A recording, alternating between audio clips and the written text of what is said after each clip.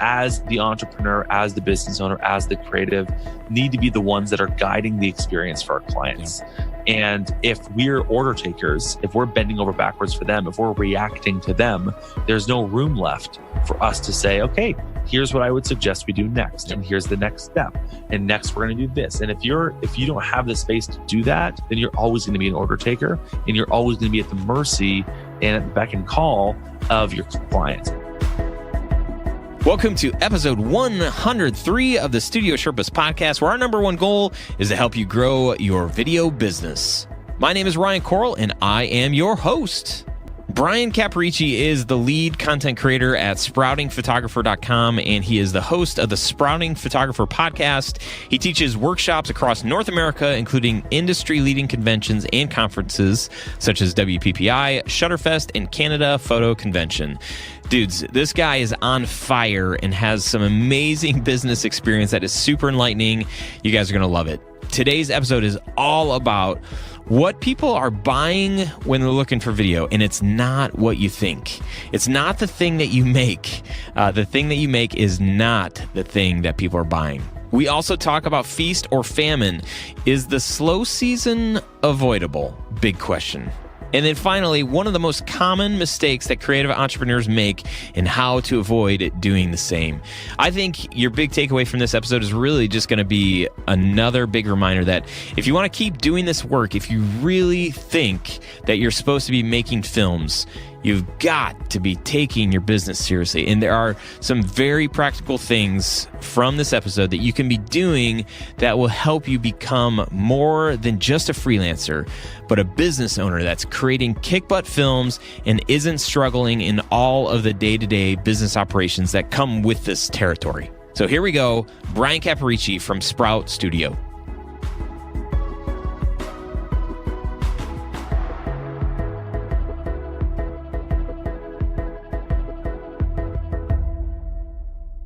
Hey guys, welcome to the Studio Sherpas podcast. My name is Bryan Caporicci, and we're here to help you grow your video business. And today we are with Bryan Caporicci from CEO. Bryan, from CEO to the multi-billion-dollar whatever. We're with Bryan Caporicci, who is the CEO and founder of Sprout Studio, and also founder of Sprouting Photographer and the Sprouting Photographer podcast, which is, I think, how we found you. Bryan, welcome to the show, my man. Hey, Ryan. Thank you so much for having me. I appreciate it. Always fun to be on this side of the microphone. Yeah. Wait, what's the other side of the microphone? Well, I guess, the interview. I'm always behind a microphone either way, I suppose. Yeah. So before we hit record on the show, I was just congratulating Bryan on him being were you at 369 episodes? Yeah, I think 371 drops tomorrow, or 370 drops tomorrow or something. Yeah. And I'm so excited that we hit 100, and I'm just like, oh man, 369. Hey, I tell you, the first big milestone's 20. Like, I think the stats are 90% of podcasts don't get past episode 20. So yeah, you're at episode 100. You guys are good. You're in the clear. Just keep going. Yes. So your show, man, the topics. You work with photographers, yep. And so much of what we're doing is, photographers, filmmakers, painters, whatever. All of these creative people that are amazing at their craft, but are trying to make this thing into a business that they can live off of, right? So that they can do this thing that they're so amazingly talented and gifted and born to do. But the business side is the hardest thing, right? That's not the natural thing that's inside the creative. It's so opposite of the path that most creatives take, right? Mm-hmm. Like we get into it because we love what we do. And you could take that and apply it to really any creative endeavor, right? Like you said, painters, filmmakers, photographers, stationary artists, anything. We get into it because we love the thing that we do. And then we quickly realize, holy cow, doing the thing is only like 10% of actually being successful at doing the thing. And I think that's often where there's this notion of starving artist. And that's the artists, the creatives that just don't ever try to do it for a business. And that's fine. There's actually nothing wrong with that. I encourage that all the time. Be a hobbyist, just be passionate at what you do. But if you want to make a living doing it, you have to focus on business. And that is probably the biggest gap that creatives have to cross if they want to actually, be successful doing what they love. Mm-hmm. Yeah. So you've won a ton of awards as a photographer. You didn't just dive in and start doing a podcast and start trying to help other photographers. You've actually found a lot of success in the world of photography. And at some point in doing the work, you realize like, oh crap. Well, if you're like me, you realize like, oh crap, I've got to figure out this business thing and fast because I don't really know what I'm doing. Like, I'm learning as I go and I'm messing up, and it's not like super pretty. Take me to that moment where you had to pivot, where you like realized, did you have an oh crap moment? Okay, so I had an oh crap moment in a way that you might not expect an oh crap moment. And this is actually funny. I've never really publicly talked about this until literally like 2 podcast episodes ago. I think episode I thought you were going to say this was 368. No, like episode 368 was the first time I ever even talked about sort of my origin story. And the funny thing is like you said, most photographers, they do this thing, they love it, and then they realize, oh crap, I need to make a business. Honestly, I was kind of the opposite, which is sort of funny. Long story short, I started my business before I even knew anything about photography. I didn't even own a DSLR when I started my business, which is the funniest thing is like I started as an entrepreneur, and I've always looked at myself as being an entrepreneur who just happens to do photography. And so I think because of that, my journey has been very different than many photographers, because right from the get-go, I was looking at things from the perspective of an entrepreneur, from the perspective of a business. Like in my first year, I shot 32 weddings. I was an 18-year-old university student making $125,000 my first year. Like that was unheard of at the time, right? Everyone around me, everyone that I knew, the photographers that I ended up getting to know, they were all like struggling and going through these challenges of being a creative, trying to make a living. Whereas I was like, no, I'm an entrepreneur first. Like, let's figure out this whole photography thing. How did you this is just a funny part of my story is it was probably about 8 or 9 years into my business that I realized that I was an entrepreneur, that I realized that I did love the business side of things. And it changes everything, doesn't it? Oh, it changed everything. But like for you, how did you actually know that, how did you put your finger on that? Yes, I'm an entrepreneur. I think so. For me, so again, long story short, I was in computer science in university. So I was going to school to be a programmer, which is funny because now I have a software company and I employ programmers. But I was in school, so because I was in school for computers. There was this local photographer who did sports photography. He was looking for someone to do computer work at the events that he would go to. And so naturally, I'm into computers. And so if you're into computers, you know everything about computers, I suppose, or at least that's the assumption from the outside, right? You get the calls from grandma, can you fix my computer? Oh, yes. So, so he hired me to basically do the computer work for his photography business. I knew nothing about photography. I didn't take the pictures. But I've always had this knack for entrepreneurship. I've always loved business. Like I remember in grade 11, I won some local entrepreneurship, competition because I just loved business. I started an online grocery store. I started Amazon before Amazon. I didn't really. Oh my gosh. But, if they want to send royalty checks my way, I have no problem with that. But, I went on to this regional competition and won these awards locally as a grade 11 kid in entrepreneurship because I loved entrepreneurship. So working for this photographer, I started to be more than just an employee. I had all these ideas. I was like, oh, we should do this because my mind is just sort of, I guess, wired that way as an entrepreneur. Long story short, things didn't work out there. And I was like, no, I want to keep doing this. So I registered the business, and then I said, I guess I got to go to Henry's and buy some stuff because I don't know how to take a picture. so I kind of looked at it that way, and that's how I started, was going through it that way. And it's so funny. I would say it's a very small percentage of people that have gone that route, entrepreneur first. And totally. But it is, I would say, at least and I know a ton of photographers too. It's like to be able to create something that helps a business or helps a family feel closer.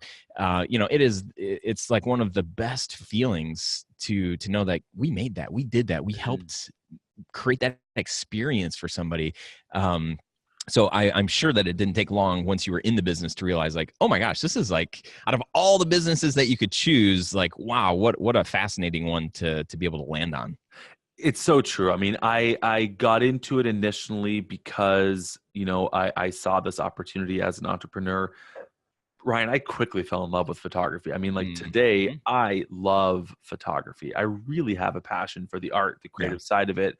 But it's just funny that it came about the opposite way that most people do. And so, yeah, I mean, I have a lot of respect for those artisans, for the craftsmen that get into it because they love it, and then they realize, let's do this thing, right? Let's make it happen. And that's why we created the podcast.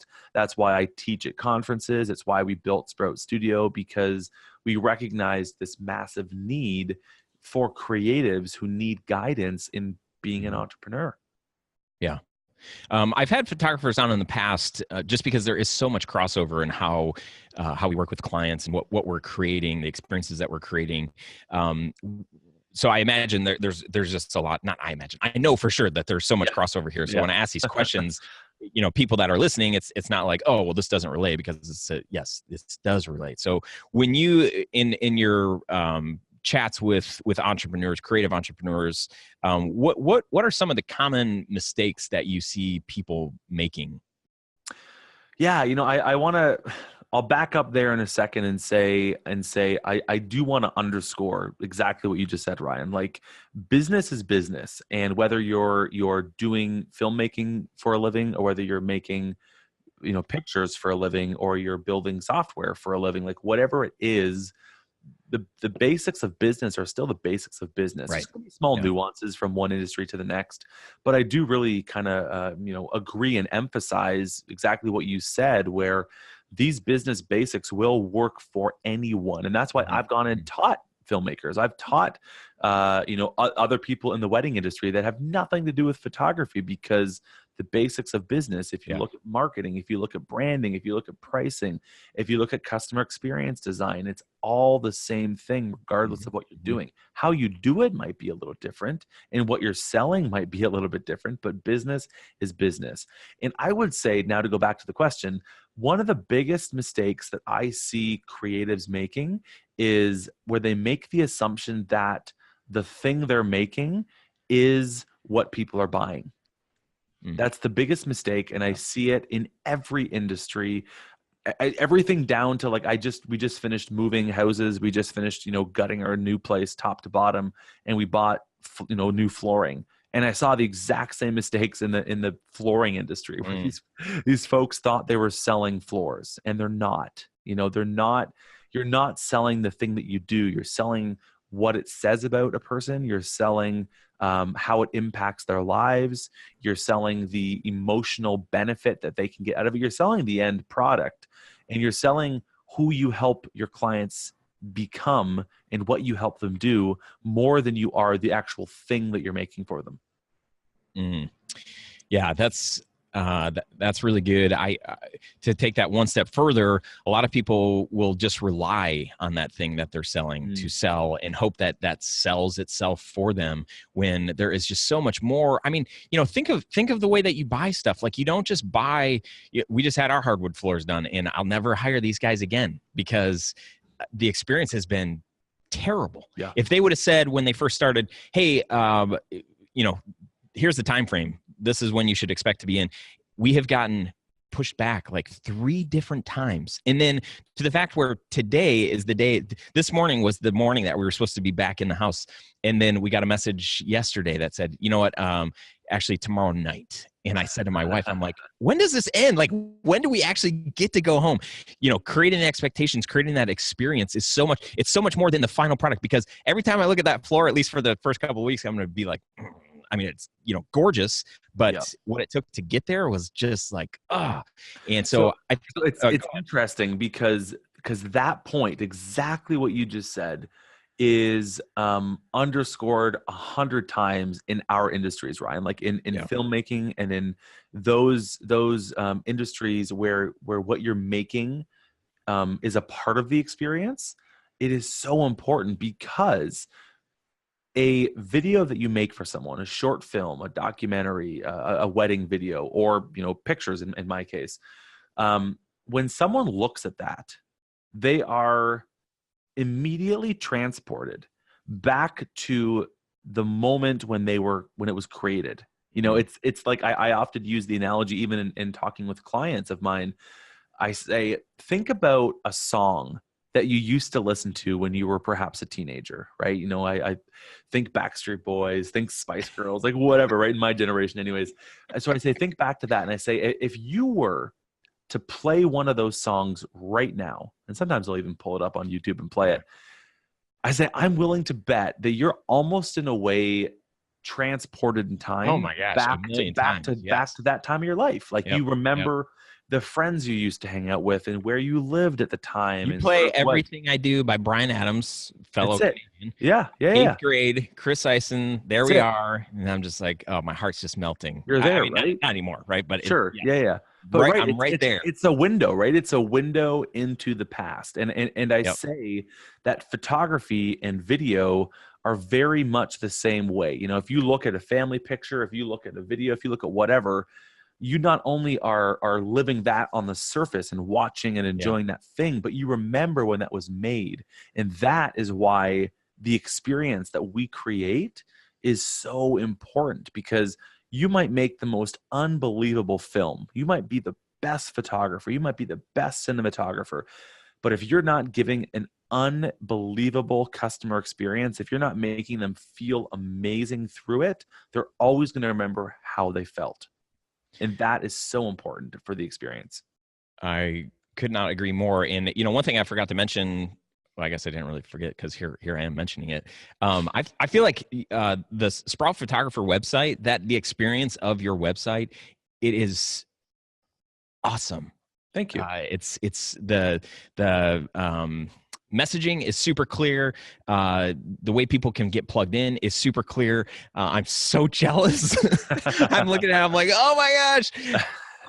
So obviously, for you've seen the value of branding and have done a very good job in doing that. I'm just curious, as we're talking about more than just the thing, right? You're not just a podcast. You're not just helping photographers. You're not just, making photos. It's this whole experience. I love that where this conversation is going.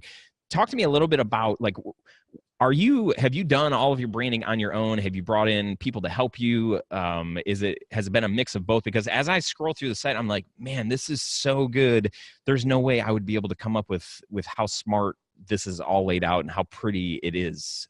Enlighten me, please.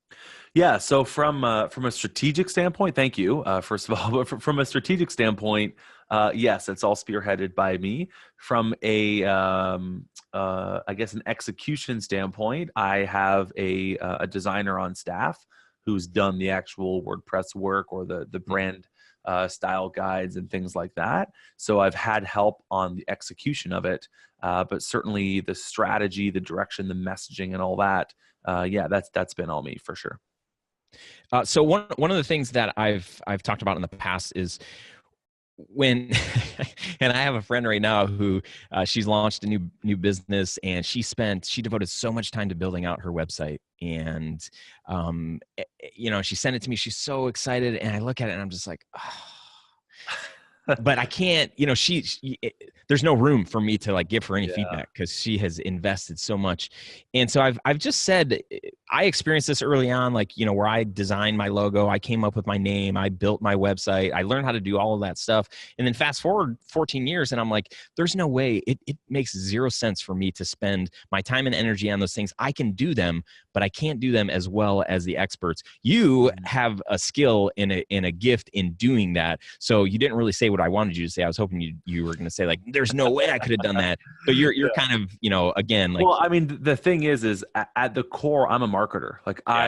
Marketing is my jam. I love that thing. And so messaging and wording and copywriting and all that stuff, that's my sweet spot. But most entrepreneurs, most creatives are not that way. Right. And so if you're not that way, I would not suggest that you try to do those things. Mm-hmm. Just like, I'm a photographer. I have Photoshop. I know how to use Photoshop. I know how to use layers. I know how to use color harmony. I get those things. Yet I would never in a million years try to make my own logo or try to design my own website, because designing visuals like that, designing online experiences and how people work and move on the web, and, you know, how to design things to be mobile, like all those things that consumes that world of web design. That's not my specialty. Now, I've come to learn a lot of it because I've got a team member here who does it. And so, you know, him and I go back and forth on a lot of things. But again, most creatives are not that way. And so just the way that, you know, everyone listening right now would encourage their clients to go and hire a professional videographer or a filmmaker to do whatever it is that they're being hired to do. You know, I mean, we all have video cameras right here on our phones, right? Like we all have the ability to make videos.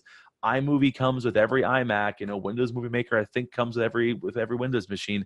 We all have the tools to do the thing, and it's pretty easy. Yet there's still value in hiring a professional filmmaker, a professional cinematographer. In just the same way, I'd say that we all have the tools to make a logo. That doesn't mean that we should make our logos. Right.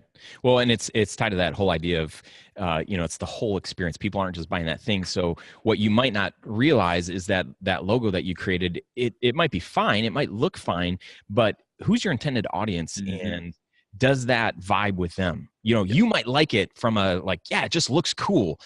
But does it actually speak? Does it resonate to the people that you're trying to connect with? And if you're not an expert in that thing, then like back up and realize that you could actually be hurting yourself. Even if it's a good, technically good logo, if a designer looks at that and says, yes, that's a good logo, but they don't understand who your, you know, what your business is, what your culture is, who you're trying to connect with. Those things are all tied together when we talk about branding and that whole experience. It's pretty dangerous for us to take the reins of all of these different things when we're really not the expert in all of those things. Well, it's the prime example in this is like the whole, you know, crowdsourcing thing. I don't want to, you know, label one site, but there's lots of sites where you can go on and say, I do this thing and and here's my name and here's my colors. I need you to make me a logo. And you're going to have hundreds of people all contributing to a design, and they're all beautiful designs. I mean, they are gorgeous. I mean, really, really professional graphic design work. But do they know your business well enough? Do they know your market, your audience, your voice, the messaging, your differentiator, your USP, like all those things? That needs to play into it more than just pretty colors and a pretty vector file. So I've done brand packages. I do a lot of coaching, one-on-one coaching for creatives, and I've done brand packages, and it always starts with like, yeah, we just need something pretty. Yeah, it's like, okay, well, you simple, can pretty, clean, pretty. But like, what are you trying to say? What's the message? What's the sort of taste you want to leave in your audience's mouth? And that is more important than just how pretty something is. Yeah, that's great. So if you're listening, don't just think it's your film. Don't just think it's the final product that is going to get somebody to want to hire you. It's this whole, there is just so much more to it. So granted, like when you start out, like that's the only thing that you have, right, is your film, and sharing it with as many people as possible and letting them see, you know, what you can make. But, you know, the next step is to say like, okay, like, you know, how do I want to be connected? Who do I want to connect with, and how do I need to connect with them? What's gonna get them to want to respond to me? Is that a website? Is it a business card? Is it a sign, you know, on my front of my house? You know, whatever that thing is. And then, you know, just know that all of those things matter. And the other thing to not feel guilty about is like early on, I know I felt like this. I wanted it all. Like and I felt bad that I didn't have everything, you know, a sweet business card, a sweet website, an awesome show reel. It takes time, right? And that's why, you know, if you can create a plan and say like, hey, over the course of the next 2 years or 3 years, like I want to have, you know, complete brand experience. I want to have a brand new website. I want to, you know, do all of these things. So don't feel the pressure or feel guilty like, you know, you're still new and you haven't done this stuff. Make a plan and start moving forward in like executing that plan, instead of just like, well, it is what it is. And hopefully the work, you know, all of my stuff's on Vimeo and hopefully people will find me. That can work if you're a DP maybe, and that's the only thing that you're sending people. But if you're really trying to grow as a bigger business and create something that's sustainable, you need more, in my mind, in my experience, you need more than just a Vimeo channel. But that's Totally. And I would even encourage everyone listening to, I love the idea of making a plan, but it's also important to think about the steps that you have to follow. It's so easy to start thinking about, something that is 2 years away and want to do it right now, or devote energy and time to do it right now, maybe because it's sexier than what we're wanting to do right now. But you've got to think about it as almost building blocks, right? Yeah. Like to build a business, to build a brand, you've got to do one thing at a time. And I'd actually say the first thing is make sure the product is damn good, right? So, I mean, become a master at what it is that you're doing. Like be a great artist, be a great creative, be a craftsman at what you do. So obviously figure that out, because you don't want to market something that's crap. So, figure that out. But then from there, what's the next most important thing? And I would suggest that you have almost like a board of advisors, a little advisory team that you can bounce these ideas off of, because oftentimes we'll have this confirmation bias where we want to do something, and so we'll justify to ourselves that that's the most important thing to be doing next, when that might not be the best use of your time. And that's often where I see entrepreneurs get into this trap of doing busy work, where they're doing these things that they somehow deem as being important, but they're not, and it's not the best use of their time. And at the end of the day, they're thinking, oh yeah, I got so much done today, or I got so much done this week, but I didn't really move the needle in the right direction. Yeah. And so you have to be really critical about what is the next best step for you to take to grow your business, to move yourself in that direction. And the interesting thing about all of that is that makes the assumption that we know what the goal is. And so many entrepreneurs never actually take the time to say, this is the goal. This is what I'm trying to move towards. If you don't know that, how are you ever going to know when you've gotten there? Or how are you ever going to make a plan, a step-by-step plan to actually get there? So make that plan to say, this is where I'm going. And then let's actually work backwards from there to put the plan together, and then just start one step at a time. Yeah. And creating that, and I love that idea of a board of advisors. I think it's really like, not keeping all of that to yourself, not keeping all of your goals to yourself, and just saying like, okay, here's what I'm, because as soon as you get other eyeballs on that, whether they're in your business or not, if they're for you, people are going to be able to speak into that and say like, dude, why would you even be doing that? And then you can either come up with a good reason why you're doing it, or just be like, yeah, you're right. That's actually not a good idea.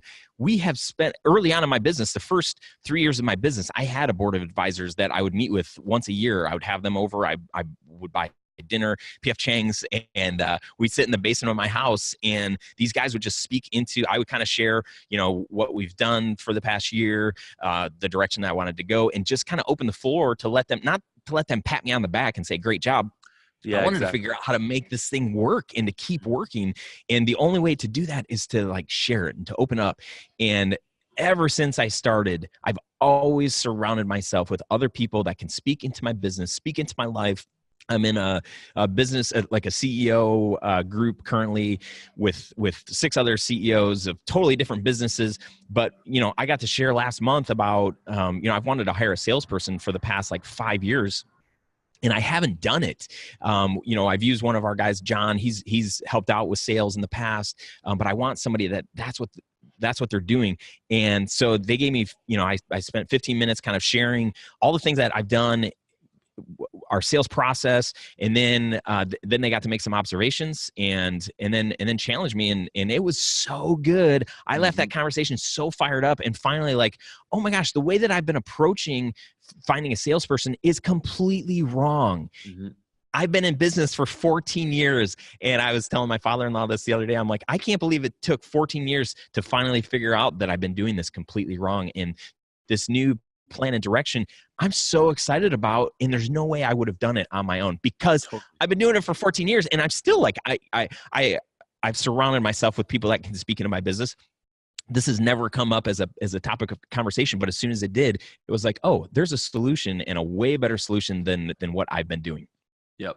Yeah. Like those kinds of mastermind groups, the peer-to-peer networks, like those, You've got to have people that you respect their opinion on. That's massive. You got to have people that have a certain level of experience to be able to speak into those topics. Yep. But you've got to have people that can, like you said, can speak into your business. You got to have people that can intimately have that kind of insight, or at least be able to quickly gather insight to give you objective feedback.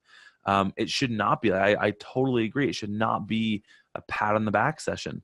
You know, mastermind. I've been in masterminds before that have been great because it was, intimate, and it was a close group, and we were able to give each other feedback. But I've also been in the ones that are just like, everyone's like, oh yeah, rah rah, good job, keep going, like, all right, high fives. Do you want a Gatorade on the way? It's like, waste my time. We don't need cheerleaders. We need people that are going to push back and challenge us to think differently. Mm-hmm.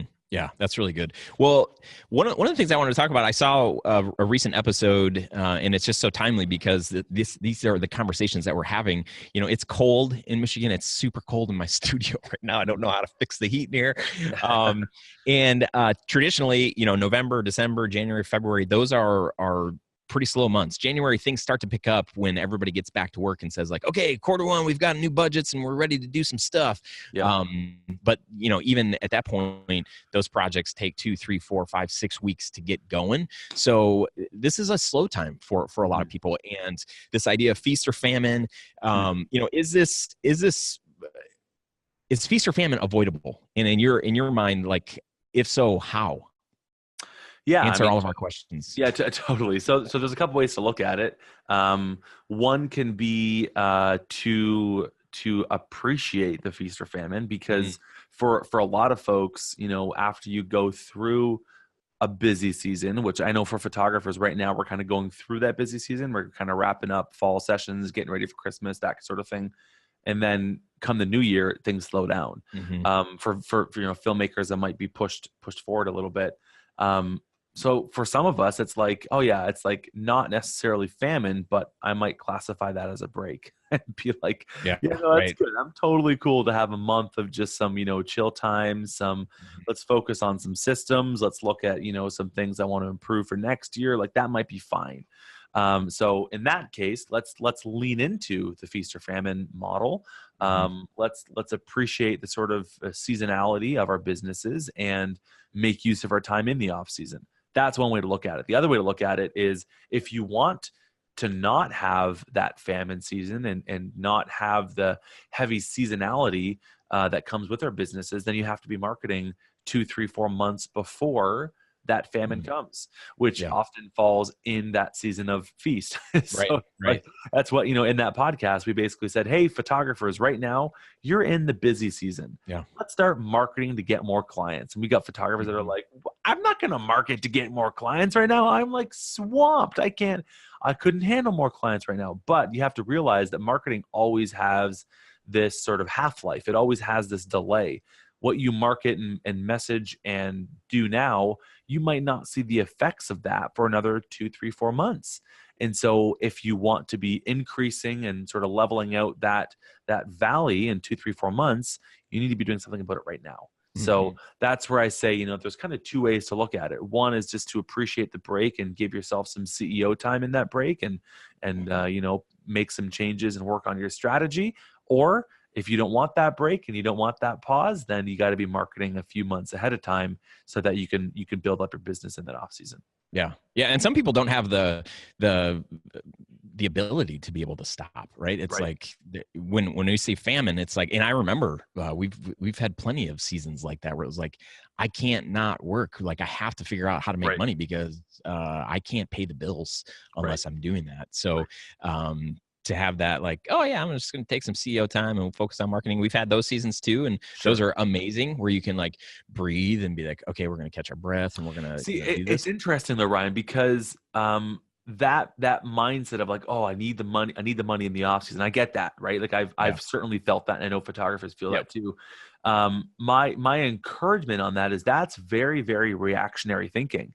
If you have planned your business cycle out properly, there's no as long as you've made the right kind of money in the on season, then that's fine. As long as you can be financially responsible to have that money, deferred and realize that income deferred in the off season. That's totally fine. I mean, if you think about it this way, like in simple terms, right? If you need to make $100,000 for personal income in a year, whether you make that $100,000 in the first 6 months of the year and then just slowly drip out, the money in the off season, or if you make it in 12 months, either way, you still made $100,000. So if you can plan your business cycle out so that you do make all of your income in the busy season, then in the off season, you don't need to make the money. But again, that's very proactive planning. That's not necessarily It's not easy to say that now when we're staring the famine season in the face, right? But that I guess is where you need to be doing a little bit of reactive planning, but also then putting some steps in place so that for next year, remember that this happens. Let's try to make that money that we need to make in the on season so we don't feel that pain and that pressure in the off season. Yeah, that's really good. Just being mindful of like, hey, December is always slow. And guess what else happens in December? Oh, Christmas. And I need to buy a lot of presents. And it's just really expensive months. So guess what I should be doing in like July and August when those are like, we've got money falling down from the ceiling. Yeah. But that doesn't. There's also that false sense of security too that I don't know if your industry feels it, but I know photographers certainly do. Summertime, we got weddings, we got portraits, we're doing all these things, all this money's coming in, and photographers are like, wow, this is so great. I'm going to go and I've got all this money in the bank. So I'm going to go buy this camera, or I'm going to go on this trip, or I'm going to do this thing, or I'm going to like whatever. And then they blow all this money that they really shouldn't have. And then the off season comes and they're like, I can't make my payment of $30 for my cell phone because I don't have any money. And it's like, well, idiot, if you didn't waste that money in the off season, you know what I mean? I don't mean to be brash about it, but it's like, well, I'm raising my hand. I'm like, and it's true though. But I mean, we just have to be mindful of it, right? We have to remember it's so easy when we're in that season of, money coming at us in all directions to think like, oh man, things are great. But we have to remember it's not like that all year. So let's plan accordingly. Yeah.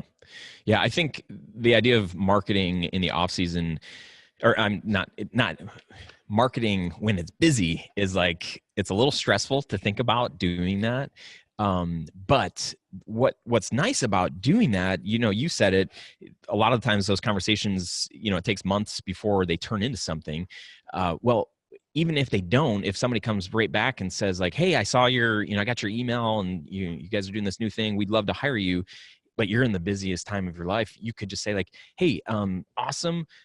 Thanks for reaching out. We'd be happy to start that project November 1st, right? And the client's like, wait, that's like 2 months out. It's like, yeah, we're really busy. So that being able to do that and to do that with confidence, not feeling like, oh my gosh, we got to figure out how do we squeeze this in? We got to take this, we got to do this right now. But knowing that, hey, not everybody needs everything right now. So if you can tell somebody, we can start on that project and this is when, 8 weeks out, 12 weeks out, whatever, that just, it's amazing for the brand, for people to say like, wow, this is a company that's really in demand. And for them, if it's not something that needs to start yesterday, then they should be fine with that. Yeah.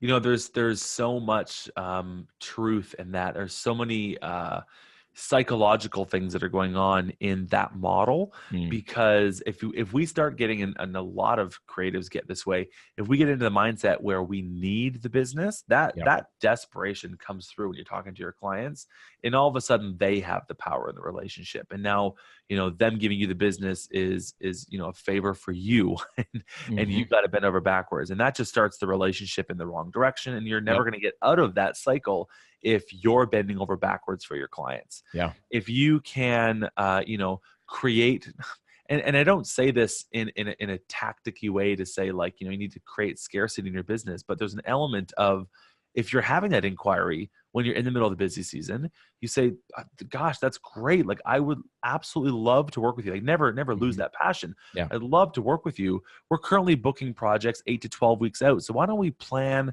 our first kickoff meeting for 6 weeks from now? Does that work for you guys? Yeah. Like, you don't say it in a degrading way, because I've had that too, where I'll call one of these flooring companies. We talked earlier about that. Yeah. And they're like, oh, sorry, we don't have time right now. And it's just like, gosh. okay, well, obviously you don't care about my business. Like, we need people to know that we care about them. Yeah. But it's okay to sort of, defer the planning on that. I talk about this on a macro level, but also at a micro level. A lot of photographers that I talk to, they'll get a phone call and say, oh, can I have a meeting? And you're like, yeah, absolutely. When works for you? Right. And like, again, we're bending over backwards for our clients. Whereas I love the idea of saying, oh yeah, like no problem. I've got next Tuesday night available. Or if a daytime works for you, I could do Monday, Wednesday, or Thursday. Does that work for you? And they say, oh, I was hoping for a weeknight sooner. You say, I'm sorry, I'm only available for appointments on Tuesday evenings. How about a weekend? Oh yeah, no problem. I've got the last weekend of next month available. Does that work for you for a session? And all of a sudden they start to realize, okay, like this is a legit business. Like I can't call my doc. I literally tried getting into my doctor's because I need to get my wrist looked at. Yeah. Oh yeah. Okay. So we can book you in for January. Seriously. And I'm like, can I get in any sooner? They're like, if you can call at 8:30 in the morning, any same day appointments, we fill up at 8:30. So if you want to get in for the same day, then call at 8:30. Otherwise we can book you in for January. Yeah. And so I've just learned that like, that is what it is. And that's how their business cycle works. And honestly, I don't really have a problem with it. I'm happy to call in and, sort of abide by their policies. And I don't think that there's anything wrong with us as businesses in creating those same kinds of policies. Yeah. Yeah. If we could change our mindset and not just be order takers and have to respond or react. Cause I felt that for a long time. And there are times where I still feel like that. We've got a couple of clients that are coming to mind where I'm just like, yeah, when they call, I just feel like we have to respond. And they say jump, you say how high. Yeah. Yeah. And it's just really hard to constantly have those kinds of relationships and constantly feeling like you're bending over backwards and feel like, man, like, is this how the business is supposed to be? And it doesn't have to be like that. There are plenty of companies and businesses and people that we work with where they're just like, well, you tell us, cause we know you're really busy. You tell us when we can do this. And it's like, oh yeah. Well, I think the underlying lesson in all of this is that we as the business need to be the guide in the relationship. We need to be guiding our clients. And I want to quickly reference a book called Building a Story Brand by Donald Miller. Yes. I don't know if you've read that, but if you haven't, read it. And anyone listening, if you haven't read it, listen to it 100 times over. Yeah. We, as the entrepreneur, as the business owner, as the creative, need to be the ones that are guiding the experience for our clients. Yeah. And if we're order takers, if we're bending over backwards for them, if we're reacting to them, there's no room left for us to say, okay, here's what I would suggest we do next. And here's the next step. And next we're going to do this. And if you don't have the space to do that, then you're always going to be an order taker and you're always going to be at the mercy and at the beck and call of your clients. And that's not a great way to run an experience-based business. Mm-hmm. Yeah, no, absolutely. I resonate with that fully. When we created the Studio Sherpas brand, I was like, what the heck is a Sherpa? And it's like, oh, a Sherpa is a guide. And Love it. Oh my gosh, this is beautiful. Like we want to help guide our clients to hire us or to not hire us. So we don't want to guide everybody to hire us. That's not the hope here. It's to figure out, are you a good fit for each other? And if not, like, kind of like, okay, well, I know another video company that they are order takers and they'll be great fit for you. That's not us. Yep. And happy that we could figure that out for you with you. So that's super good. So I'm bummed that our time is coming to a close here, but as you just think about, filmmakers that are creating these amazing films and trying to impact the world with the stories that they're telling, what is one thing that people should know and or do as we come to a close here? The pressure's on for you to come up with something really good right about now. So I'm making my sentences long and slow so you can be like, this is really good. So my number one sort of advice in ending any conversation like this is to encourage the person listening to have intentionality in everything that they do. Don't just do things because I'm saying to do it. Don't just do things because you think it's the way it's supposed to be done. Don't listen to anything Ryan has to say. Don't listen to anything anyone has to say. Yes. You have to take every possible thing you could do, every possible piece of advice that you might ever receive, and filter it through your own lens, pun intended, I suppose. Mm-hmm. But you have to have intention behind everything you do. And if you don't ask yourself, why am I doing this? Why should I do this? Why shouldn't I do this? Does this make sense for me? unless you do that, you're going to always be just reacting to the latest trend, the latest piece of advice, the latest, neatest thing to do. And so start thinking with intent, and in doing that, that forces you to slow down. Yeah. And slowing down is not a bad thing. I don't mean slow down your business growth. I mean, slow down some of your decision making, because if we're always acting under fire, if we're always acting in a reactionary manner, and if we're just, firing on all cylinders and not really stopping to say, does this make sense for me? Then we're never really going to grow our business in the direction that we want to grow it. Mm-hmm. Yeah, I love that. That's solid advice. So outside of going to sproutingphotographer.com, how how should people get in touch with you? Yeah, cool. So yeah, a couple ways. Obviously, if your podcast listeners like podcasts, which I would suspect they do, because yes, they this do. Is a podcast, then certainly would invite them to come on and listen to our podcast as well. Again, we talk about photography, but it's all about business. And so the business lessons are relevant whether or not you're a photographer or a videographer or anything like that. So love to have them over there. It's called the Business of Photography podcast, wherever you listen to podcasts.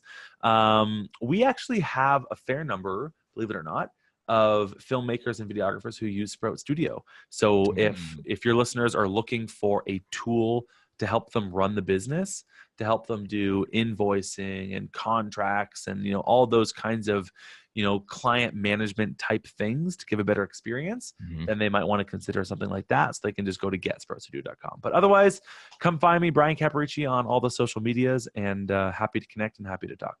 Love it. This is super fun, Bryan. Thank you so much for your time and your insight. Awesome. Thanks for having me, Ryan. Hey, remember to check out Bryan's podcast. The guy's covering some really cool topics, has some awesome guests. You can get all the show notes from this episode, if you go to studiosherpas.com/103. And this is that time of the show where we hear from you. This is from Britton Lettingham from Canada. Britton says, I've been listening to your podcast since I went full-time into my business almost 2 years ago. It's been helpful, but I also haven't applied nearly as much as I would like to. I just signed up for the Selling Like a Sherpa course, and I'm looking forward to the training and growth in my business. Thanks for all you do for people like me.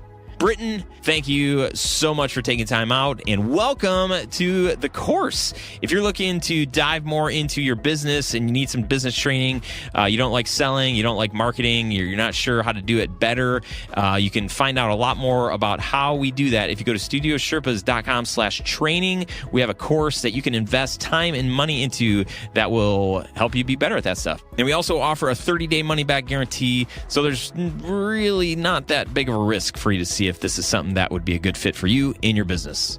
Christmas is coming, and I have one gift request from you. That's right, you. If you go to studiosherpas.com/survey, this is a spot where we're trying to build out our calendar for 2019.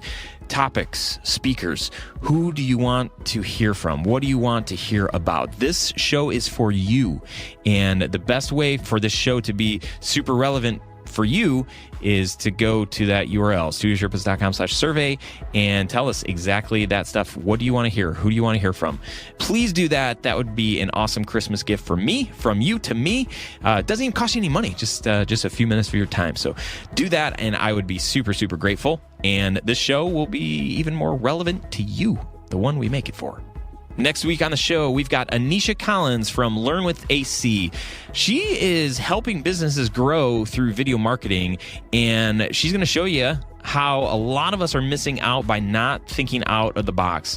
Here is a snippet from next week's episode from my interview with Anisha Collins. You can get to a creative place where okay, I know my lane, I know my style, but educating yourself business-wise is the best thing that you can do for your business. I just feel like it's really the separating point from those who have longevity and those that get stuck.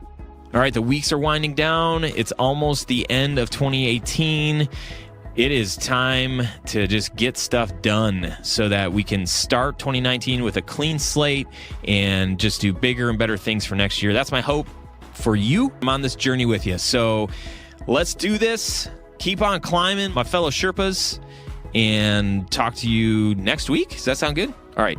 See you next week. Bye. Adios. See ya.